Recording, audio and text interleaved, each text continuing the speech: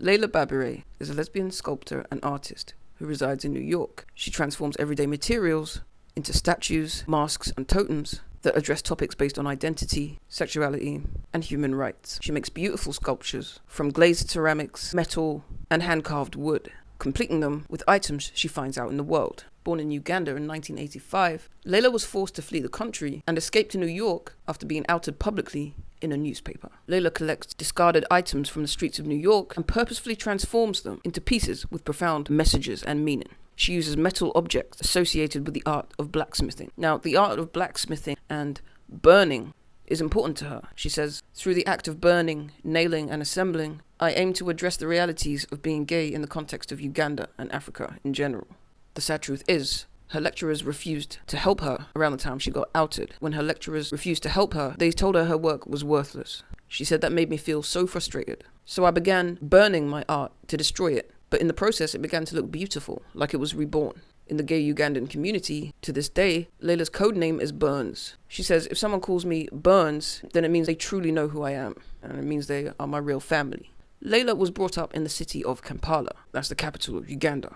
Uganda is a country where acts of lesbian or gay intercourse carry a life sentence. The public sentiment is incredibly hostile. LGBTQ activism is illegal, and if you're caught even talking about gay issues with anyone, you could find yourself in prison. I mean, it reads like an Orwellian nightmare. I mean, true dystopian hell. But this stopped Leilah from coming out to the world. Really brave decision. She's a lesbian, and she's active in the LGBTQ underground scene, which in Ugandan is known as the Kuchu scene. Kuchu is a secret Lugandan word that LGBTQ people use to refer to each other. The gay bars are very discreet. And she says, "You always have a back door, so if you hear the police coming, you all rush out. We always knew how to get away." Now, when I said she made a brave decision to face the world as a lesbian, I was referring to her choice to stay in Kampala after that.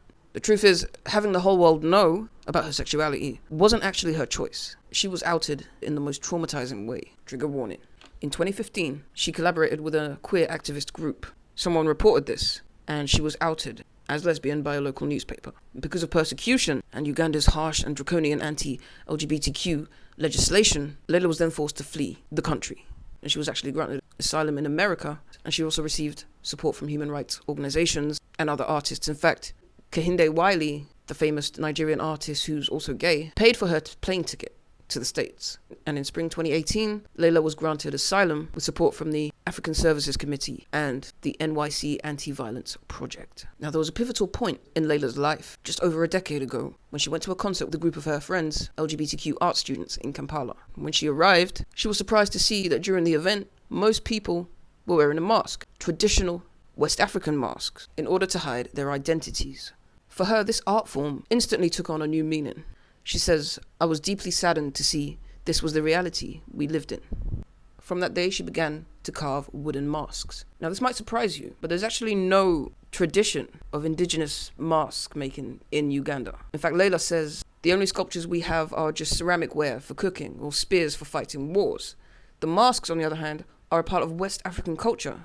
For those who don't know, Uganda is in the East. It's in East Africa. And the masks that she makes are a symbol of solidarity within her work, as a signal of respect for her friends that have been ostracized or forced into hiding, either socially behind a social mask or in fear of hostile exposure.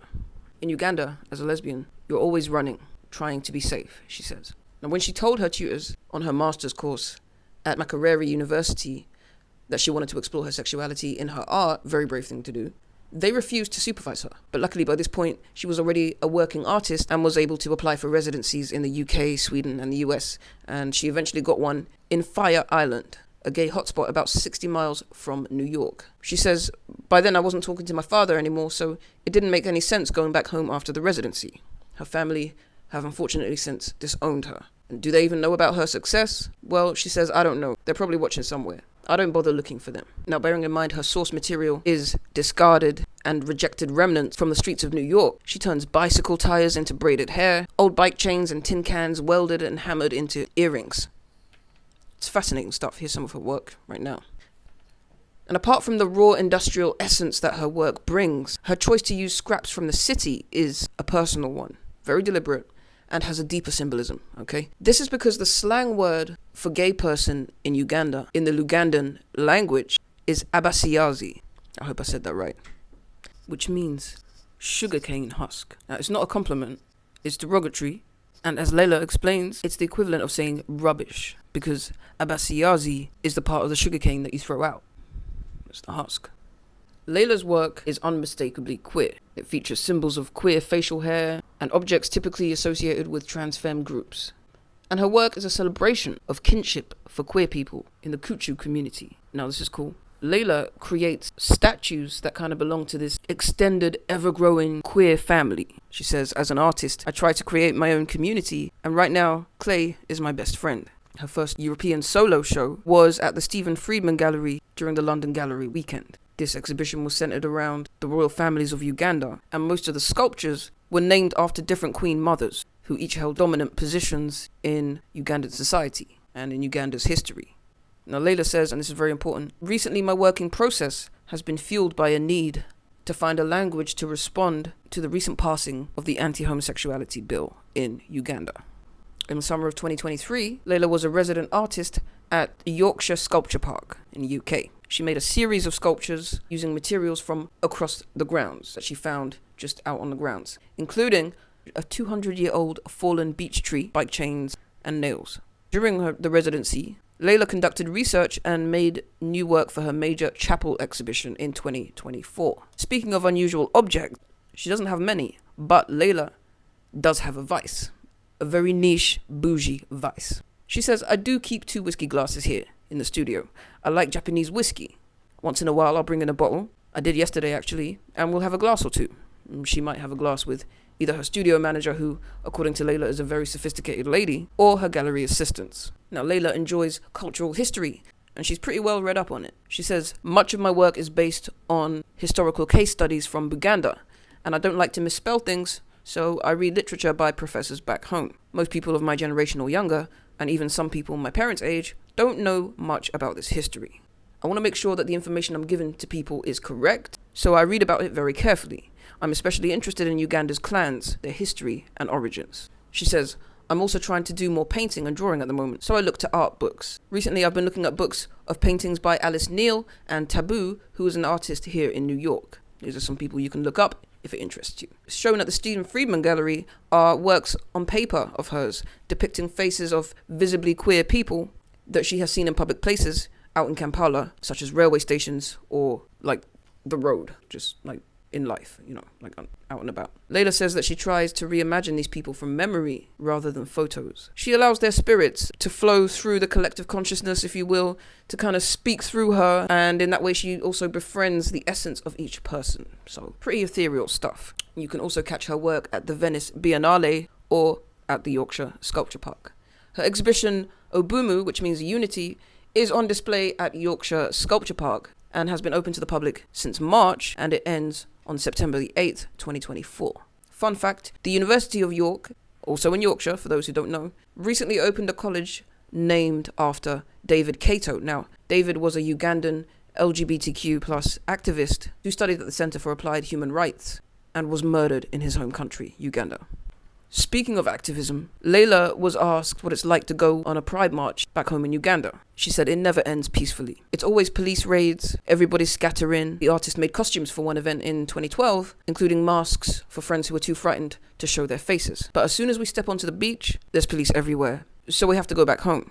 It really doesn't sound like it's a peaceful life if you are LGBTQ in Uganda today. Now, before the British arrived in Uganda in 1894 and colonized them with the cumbersome weight of their draconian Victorian Christianity, Ugandans didn't actually care about same-sex relations. King Mwanga II, a 19th century king who was running his monarchy way before the British protectorate, openly married men and kept harems of servants or page boys. So this furthers the point that society's view of non-heterosexual relationships were tolerant and way more progressive back then. By the way, this view was held across different parts of Africa prior to the European crusade, shall we call it. As a tribute to the late King Mwanga, Leilah has a sculpture named after him. It's funny because when Uganda became a protectorate of the British Empire in 1894, the Crusaders, shall we call them, refused to acknowledge black women's elevated roles in society.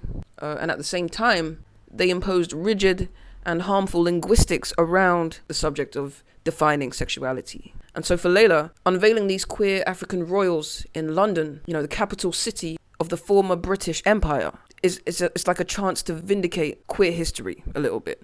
So she opens a window to a time in the past when people like her and me and you, if you're queer, people like us were accepted and embraced rather than persecuted. That's what I think it does. I mean, let me know what you think in the comments. With her magnificent monuments to Uganda's hidden LGBTQ community and history, Leilah shows that rejection can be powerful when used artistically. Now, when it comes to romance, well, there isn't much for the artist just now. She told the Art newspaper, "The truth is, I come from a very different place and the queer culture here is foreign to me. We do things differently back home.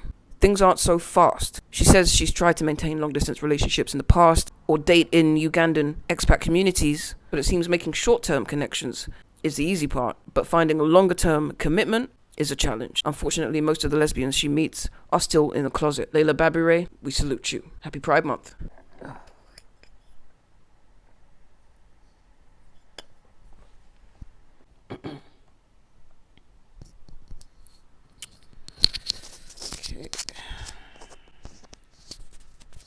Okay.